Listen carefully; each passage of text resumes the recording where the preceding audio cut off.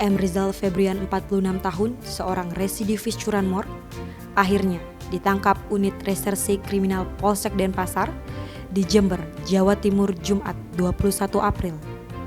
Selain Rizal, polisi juga meringkus rekannya bernama Eko Budianto, 37 tahun, yang ikut terlibat berbuat kejahatan. Kapolsek Denpasar Utara, Ibtu Iputu Charles Dolesgit menerangkan, ulah para tersangka ini terungkap berdasarkan laporan pria bernama Fahri, 23 tahun. Peristiwa itu bermula ketika korban memarkir motor Yamaha NMAX di teras depan kos, Jalan Sentanu 3 nomor 10 Denpasar Utara, Jumat 24 Februari sekitar pukul 23.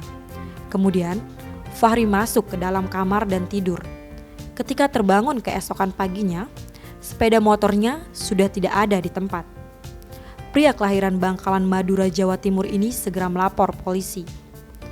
Menindaklanjuti laporan tersebut, tim Opsnal Reskrim Polsek Denpasar Utara melakukan penyelidikan dan memperoleh informasi bahwa salah satu pelaku ada di Jubung, Jember. Petugas mengamankan Rizal beserta barang bukti di res area Jubung, Jumat 21 April pukul 11.30. Selain Rizal, hari itu juga aparat menangkap Eko yang diajak bekerja sama melakukan tindakan kejahatan. Pria asal Banyuwangi itu ditangkap di tempat kosnya di Jalan Sentanu 3, Peguyangan, Denpasar.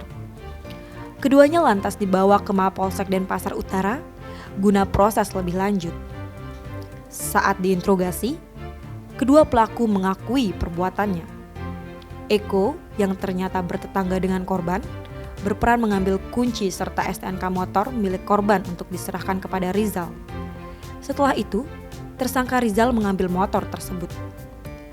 Tidak hanya itu, Rizal diketahui sebagai residivis yang telah melakukan pencurian di 6 tempat kejadian perkara atau TKP di Denpasar, Badung, hingga Banyuwangi.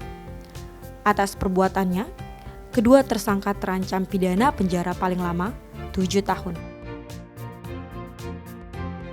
Tim Bali Express melaporkan.